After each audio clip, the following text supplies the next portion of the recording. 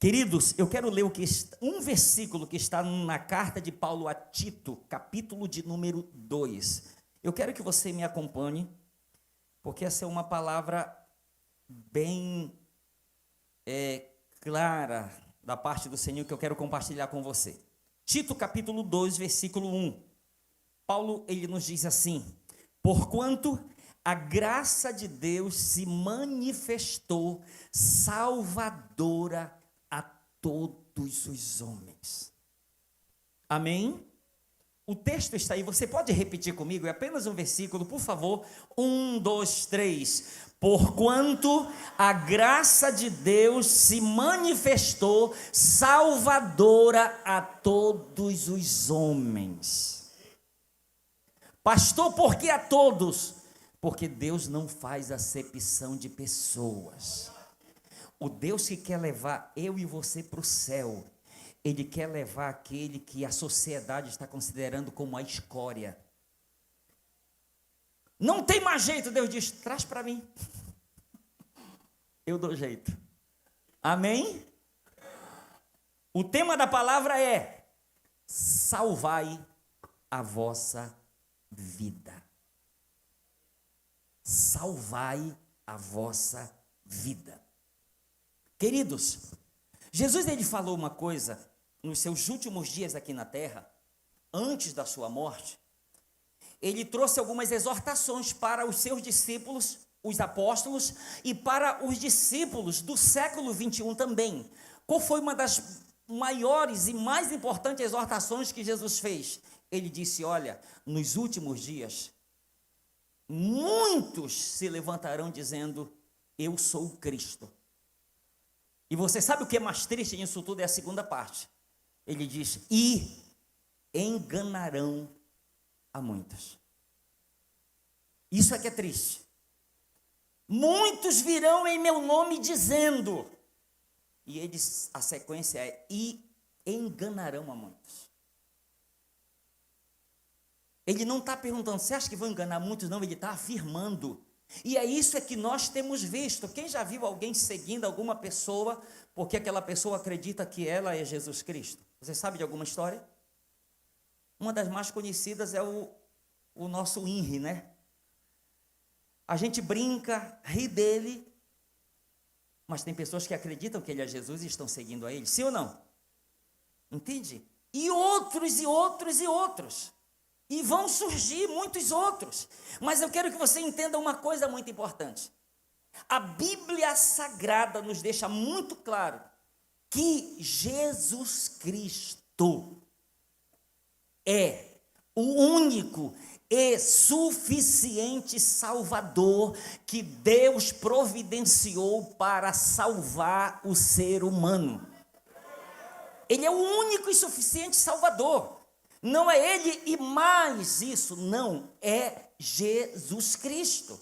E as Escrituras nos deixam muito claro, e só para confirmar isso para você, eu quero dar uma passada aqui um pouco rápido em alguns textos da Bíblia para nos dar base nisto que eu estou lhe afirmando, que Jesus Cristo ele é o único e suficiente Salvador. O texto mais conhecido, João 3, 16 e 17.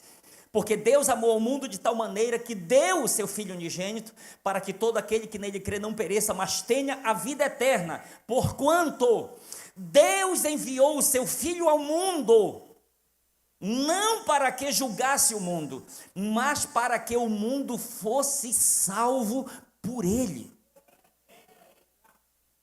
Ele não veio para julgar, ele veio para salvar. A sua primeira vinda nos deixa muito claro. Ele vem como Salvador. Na sua segunda, aí já vai ser diferente. Mas o texto aqui é muito claro. Atos capítulo 4, versículos 11 e 12. Este Jesus é pedra rejeitada por vós, os construtores, a qual se tornou a pedra angular. E não há salvação em nenhum outro, porque abaixo do céu não existe nenhum outro nome dado entre os homens pelo qual importa que sejamos salvos. Só existe um nome. Um nome. Caminhe comigo, vamos lá. 1 João capítulo 5, versículos de 11 a 13. E o testemunho é este: que Deus nos deu a vida eterna, E esta vida está onde? No seu Filho. Aquele que tem o Filho de Deus, ele tem a vida. Aquele que não tem o Filho de Deus, não tem a vida. Estas coisas vos escrevi, a fim de saberdes que tendes a vida eterna, a vós outros que credes em o nome do Filho de Deus. João capítulo 14, versículo 6. Respondeu-lhe Jesus, me ajude aí. Eu sou.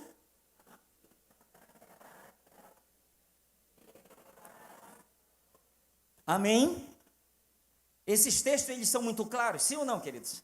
São textos muito claros, bem claros mesmo, para que a gente não tenha nenhuma dúvida. Agora, escute isso aqui que eu quero lhe passar aqui. Todos nós devemos ter não apenas 100% de certeza, mas eu digo 1000% de certeza desta verdade, pois assim como as outras verdades de Deus, esta também é imutável e deve ser inegociável. Entende? Assim como as outras verdades de Deus, esta também, de que Jesus Cristo é o único e suficiente Salvador, ela é para ser uma verdade para todos nós imutável e inegociável. Nós não podemos negociar. Nós precisamos chegar naquele ponto em que Pedro, quando Jesus faz aquela proposta diante de um sermão duro de João capítulo 6, Jesus começa a pregar um sermão. No começo, no versículo de número 2, está escrito, João 6,2 está escrito que numerosa multidão seguiam por causa dos sinais que haviam visto ele fazer na cura dos enfermos. E quando você segue o texto, que o capítulo 6 ele é bem longo, na sequência você vai ver lá pelo capítulo, versículo de número 60, lá para 66, Jesus ele começa a apertar o cinto. E ele começa a dizer, olha, se alguém não comer a minha carne e não beber o meu sangue, este não tem vida em si mesmo. Aí os que estavam seguindo por causa do pão, por causa das curas, dos milagres, começaram a questionar. Duro é este discurso, quem o poderá suportar? E a sequência é, e muitos dos que estavam com ele já não eram mais, porque o tinham abandonado. E Jesus então se volta para os 12 com a seguinte pergunta, e vós? Vós também não quereis ir? E Pedro toma a palavra e diz, para onde iremos nós, Senhor?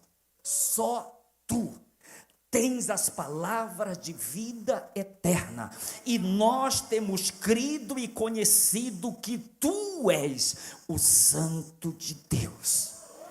Amém, queridos? Esta certeza e convicção nós precisamos ter, porque situações, momentos surgem, e que o inimigo vem com a proposta, abandona, chuta o balde, joga tudo para o ar e vai embora, segue a tua vida, segue o teu caminho. E nós devemos ser como Pedro, eu vou para onde? Nós vamos para onde? De lá nós já viemos. Para onde? Só Ele tem as palavras de vida eterna, então nós vamos permanecer com Ele, com pão ou sem pão. Estamos com Ele, amém? Com milagre ou sem milagre. Amém, queridos? Estamos com Ele e vamos permanecer com Ele. Agora, preste atenção, diante desta verdade que eu estou lhe passando, de que Jesus Cristo é o único e suficiente Salvador, e que a nossa salvação está na pessoa dele, tem uma outra coisa muito importante no que diz respeito à salvação, que eu preciso compartilhar com você, e é muito importante que você entenda isso aqui. Qual é a outra coisa que eu quero compartilhar com você no que diz respeito à salvação, que dá mais corpo para o tema da palavra de hoje? Eu quero ler também alguns textos com você aqui, me acompanha aí. Atos capítulo 2, versículo 40. Esta aqui é outra parte que eu quero lhe falar no que diz respeito à salvação. Atos 2, 40. Com muitas outras palavras deu testemunho e exortava-os dizendo, salvai-vos desta geração perversa. Salvai-vos desta geração perversa. Lucas capítulo 13, versículos de 22 a 24. Passava Jesus por cidades e aldeias, ensinando e caminhando para Jerusalém. E alguém lhe perguntou: Senhor, são poucos os que são salvos? Respondeu-lhes: esforçai-vos por entrar pela porta estreita, pois eu vos digo que muitos procurarão entrar e não poderão. Vem comigo. Mateus capítulo 7, versículos 13 e 14. Entrai pela porta estreita, larga é a porta e espaçoso o caminho que conduz para a perdição, e são muitos os que entram por ela, porque estreita é a porta e apertado o caminho que conduz para a vida, e são poucos os que acertam com ela.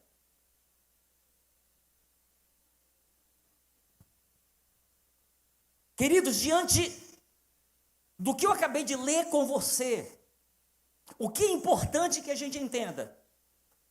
Que Jesus Cristo, ele espera uma interação de nossa parte no que diz respeito ao seu desejo de que todos os seres humanos sejam salvos.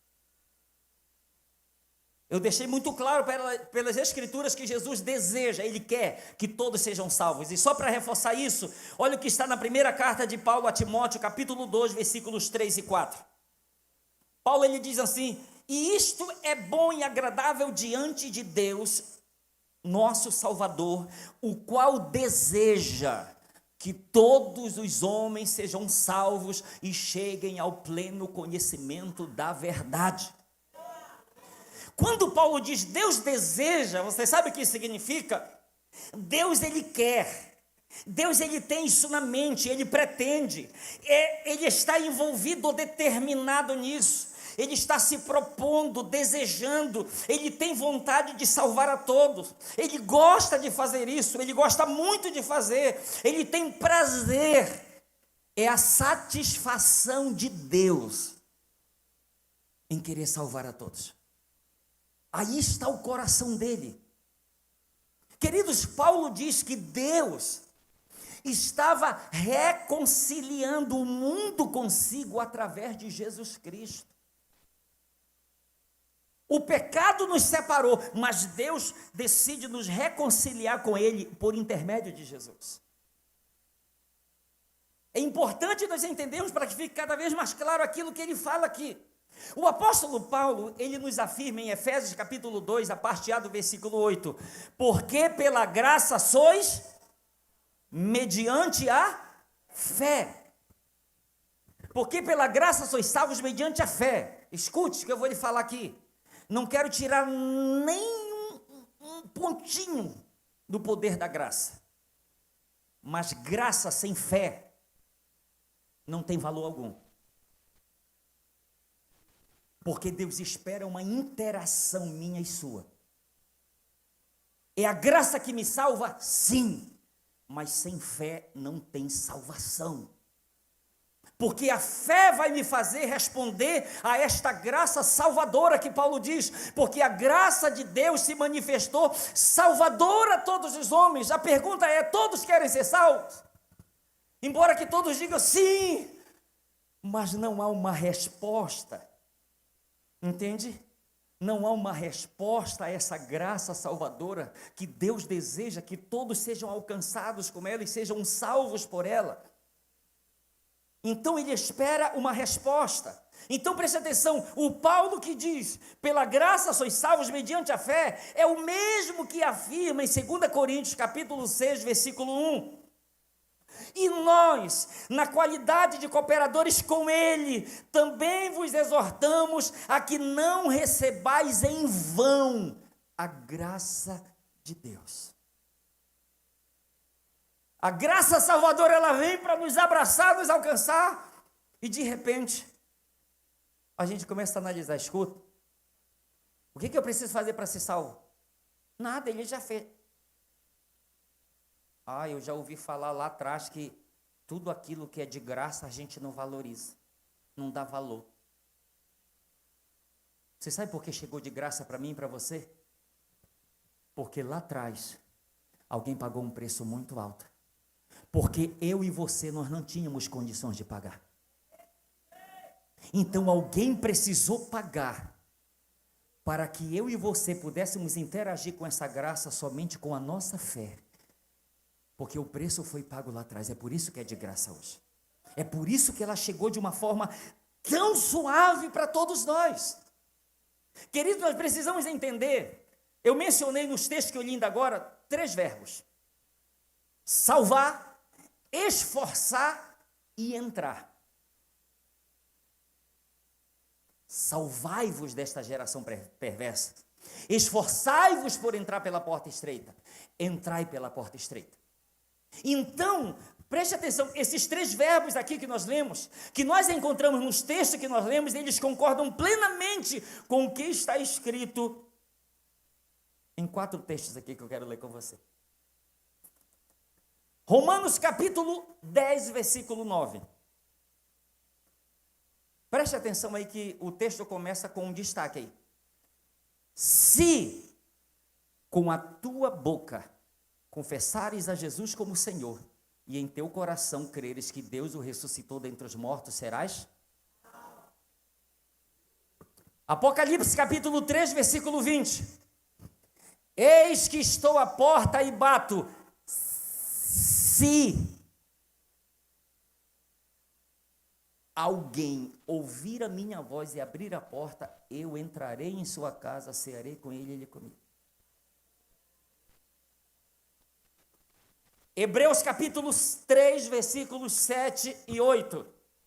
Assim, pois, como diz o Espírito Santo, hoje, se ouvirdes a sua voz, não endureçais o vosso coração, como foi na provocação no dia da tentação no deserto. Hebreus capítulo 3, versículo 15. Enquanto se diz, hoje, se ouvirdes a sua voz, não endureçais o vosso coração, como foi na provocação. Queridos, preste atenção aqui no que eu quero lhe falar aqui. Esse se, que é mencionado aqui, pelo menos nesses 4 textos que eu acabei de ler, preste atenção. O se, ele é uma conjunção subordinada condicional.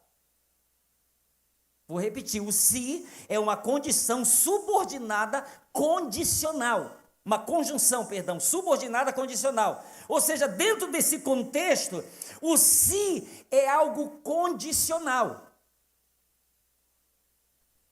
É como se Deus dissesse, eu quero te salvar, mas eu vou te salvar se. Entende? Se hoje ouvires a sua voz, não fecha a porta, deixa aberta. E se eu deixar fechado? Você entende algo condicional? É que Deus espera uma resposta de todos nós. Você lembra como foi com o jovem rico? Bom mestre, o que devo fazer para herdar a vida eterna?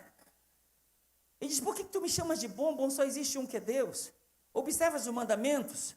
Não matarás, não adulterarás, não dirás falso testemunho, honrar teu pai e tua mãe. Aí o jovem parece que está lá, o que tem mais aí?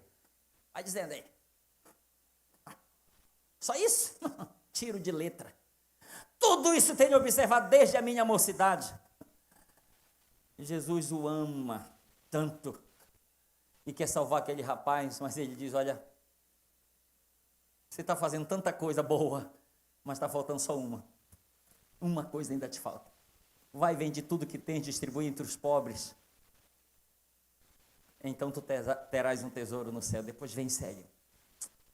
A Bíblia diz que aquele jovem, depois de ouvir isso, ele dá as costas para Jesus, cabisbaixo e vai embora, porque ele era dono de muitas propriedades. Quando a gente vai ler o contexto e pesquisar, a gente vai entender que Jesus não queria que aquele jovem ficasse pobre. Jesus só queria que aquele jovem deixasse de fazer do seu dinheiro o seu Deus. Porque Mamon era o Deus daquele jovem. E ele estava ocupando o centro da vida dele. Ou então era Jesus, ou era Mamon que iria salvá-lo. E Jesus está dizendo, uma coisa te falta. Você quer a vida eterna? então você precisa fazer isso. Você precisa fazer isso. Então, querido, escute. Só vai se cumprir essa promessa de salvação na medida em que tiver uma resposta da nossa parte. Porque, vou repetir o texto inicial. A graça de Deus se manifestou salvadora a quantos? A quantos? Me ajude aí, por favor. A quantos? A todos. E isso Tito, capítulo 2, versículo 11. Mas 1 Timóteo, capítulo 2, versículos 3 e 4, Paulo diz que Deus deseja, ele está reafirmando, Deus deseja que todos os homens sejam salvos e cheguem ao pleno conhecimento da verdade. Então essa graça se manifestou para alcançar a todos, para salvar a todos. Agora eu quero passar por um texto aqui de Jeremias que ele é muito top, muito bom. Jeremias capítulo 48, versículo 6. Olha o que está escrito.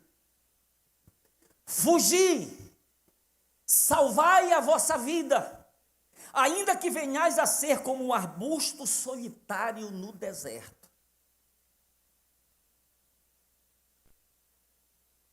Quando eu estava lendo isso aqui, eu fiquei muito feliz assim com isso. Vou lhe explicar por quê. Fugi, salvai a vossa vida, ainda que você venha a se tornar como um arbusto solitário no deserto. Vou já lhe explicar isso aqui. Por que que Deus está dando essa palavra? Isso aqui, escute, era uma chance, uma oportunidade que Deus estava dando para os moabitas. Porque já havia uma palavra de sentença, de destruição para Moabe. Então, antes da destruição chegar, Deus está dando uma oportunidade. Fujam, salvem a vossa vida. Mas para onde nós iremos, ainda que você seja como um arbusto solitário no deserto, ainda que você fuja e se salve para viver sozinho, mas não fique aqui, porque senão você vai ser destruído. Pastor, o que isso tem a ver comigo? O que isso tem a ver com a gente? Tudo. Porque quando o Senhor ele diz, fuja, salve a sua vida, sabe por que ele fala isso também para esta geração? É porque assim como Moabe, o mundo no qual nós vivemos vai ser também destruído. Pastor, o senhor tem base na Bíblia para isso? Tem. 2 Pedro capítulo 3, versículos de 5 a 7. Dá uma olhada comigo aí. 2 Pedro, capítulo 3, versículo de 5 a 7. Porque, isso aqui é uma palavra a respeito dos zombadores. Porque deliberadamente esquecem que de longo tempo houve céus bem como terra, o qual surgiu da água e através da água pela palavra de Deus, pela qual veio a perecer o mundo daquele tempo afogado em água. Ora, os céus que agora existem e a terra, pela mesma palavra, têm sido entesourados para fogo, estando reservados para o dia do juízo e destruição dos homens ímpios.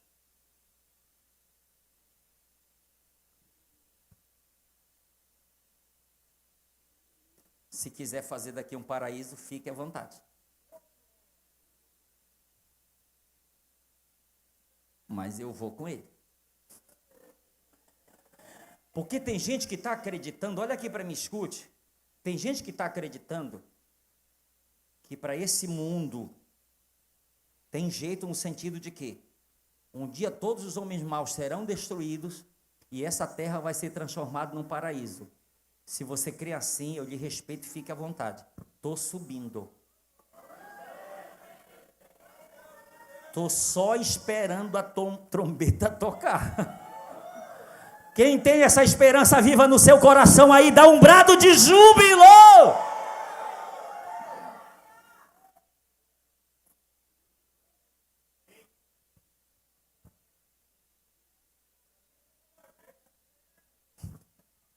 Quando ele diz fuja, ele está dizendo, olha, preste atenção, o fugir é voz, ele diz fugir, escape, parta, desapareça.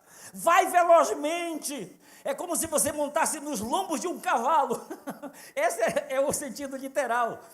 Quando ele diz fugir, é como se monta em um cavalo mais veloz que tiver, meu irmão, e some. Que senão a destruição vai te alcançar. Aí agora tem um ponto aqui que eu quero destacar aqui. Porque ele diz o seguinte: fugi e salvai a vossa vida, ainda que venhais a ser como um arbusto solitário no deserto. Preste atenção.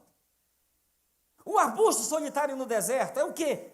O arbusto é um tipo de planta que vive no deserto. Ele é típico das regiões desérticas. Muitas árvores morreriam se fossem plantadas no deserto, mas ele não. Ele tem condições de sobreviver, dar sombra para os viajantes e no tempo certo ainda dar fruto.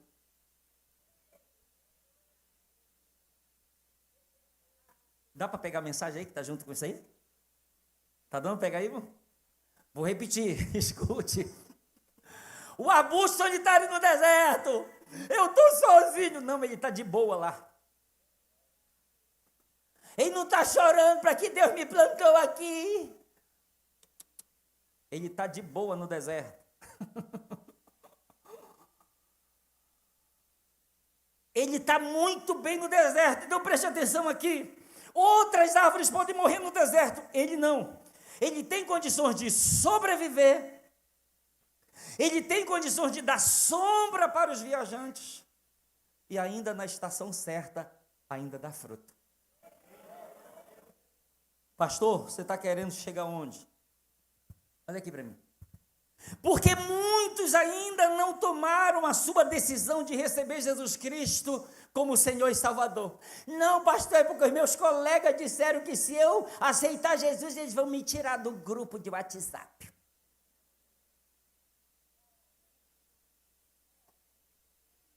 Eu não vou ser mais amigos deles, eles vão me ignorar, vão virar as costas para mim, eu não vou fazer parte mais do grupinho deles. Olha aqui para mim. Todos querem ser salvos, mas nem todos querem ser um arbusto solitário no deserto.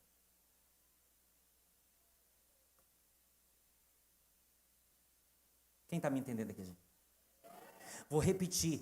Todos querem ser salvos, mas nem todos querem ser um arbusto solitário no deserto. Segura isso aí, por favor. Pega essa frase aí. É melhor ser um arbusto solitário no deserto do que uma árvore bonita no coração de um lindo bosque.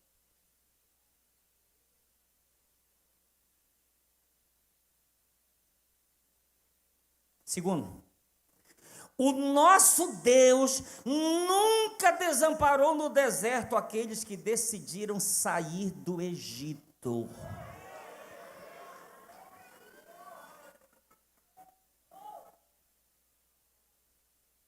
Amém? Você pode repetir essa frase comigo? 1, 2, 3. O nosso Deus nunca desamparou no deserto aqueles que decidiram sair do Egito.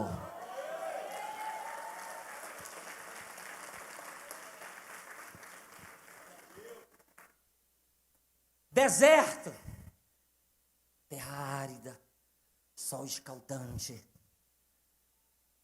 mas de dia tinha uma coluna de nuvem acompanhando eles. De noite, uma coluna de fogo. Estamos com sede. Moisés toca na rocha que dela vai brotar água. Estamos com fome, eu estou mandando comida para vocês. Deus, durante 40 anos, não deixou um dia, uma hora, um minuto sequer, o seu povo desamparado no deserto. Não deixou. Então me ouça. Se for para você ser salvo, decida ser um arbusto solitário. Todos viraram as costas para mim, pastor, o que eu vou fazer? Eu vou apertar o cinto aqui. Posso apertar o cinto? Mateus capítulo 10, versículos de 37 a 39. Quem ama seu pai ou sua mãe mais do que a mim não é digno de mim. Quem ama seu filho ou sua filha mais do que a mim não é digno de mim. E quem não toma a sua cruz e vem após mim não é digno de mim. Quem acha a sua vida, perdê-la-á. Quem, todavia, perde a vida por minha causa, achá-la-á.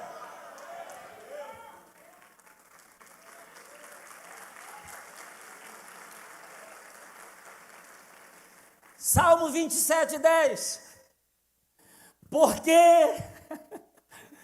se meu pai e minha mãe me desampararem, o Senhor me acolherá.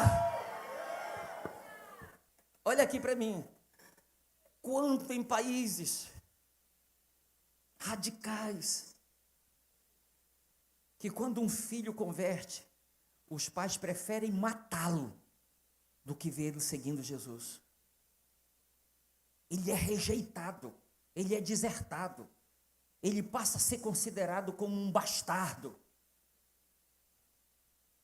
Ainda que meu pai e minha mãe me desamparem, o Senhor me acolherá.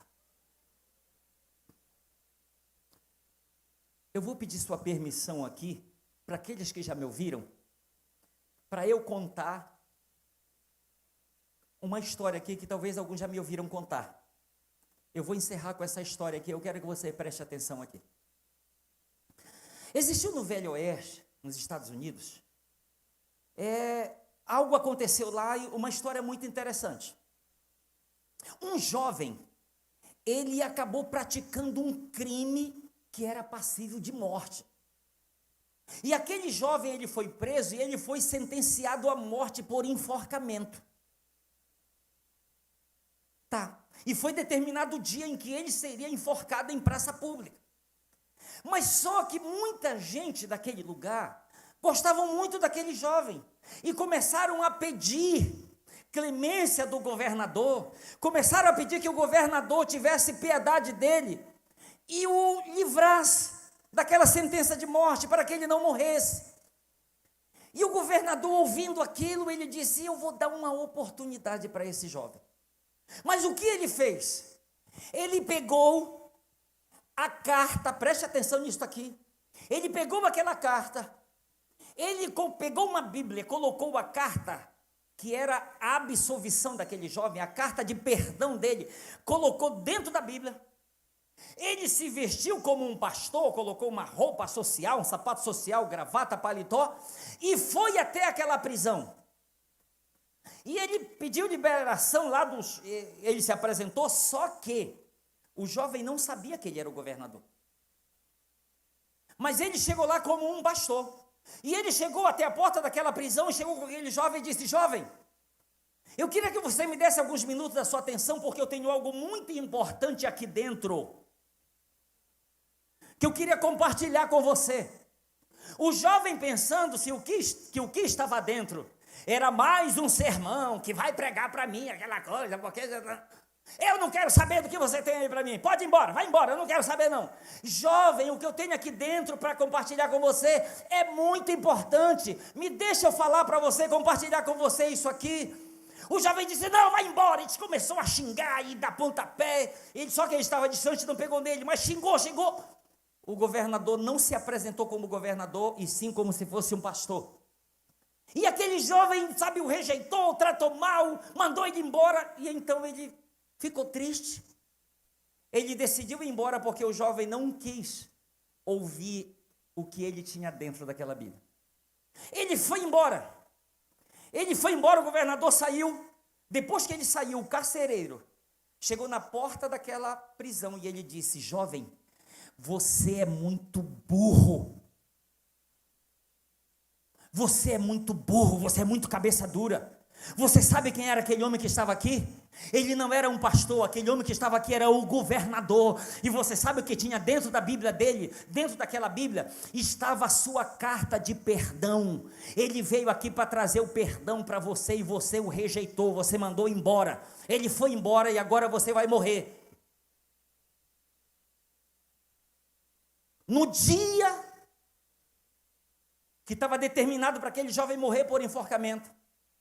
Quando ele estava lá, já com a corda no pescoço, me perdoe porque eu não sei qual é o nome correto, mas que quando iria se abrir aquele fundo e ele ficar só se suspenso, seguro pelo pescoço, para morrer, enquanto ele estava lá, ele pediu uma oportunidade. Ele pediu uma oportunidade para todos que estavam presentes e ele disse: eu quero que você não esqueça disso aqui, por favor. Não esqueça disso aqui que eu vou lhe falar.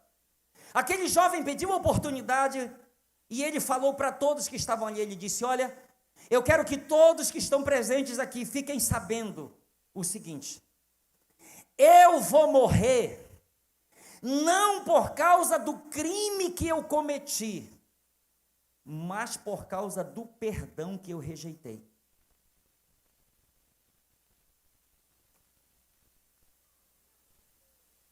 Olha aqui para mim. Infelizmente, eu preciso falar isso aqui para você. Infelizmente, muita gente vai para o inferno, não por causa do crime ou por causa do pecado que cometeu, mas por causa do perdão que tem rejeitado. Porque a graça se manifestou salvadora a todos os homens.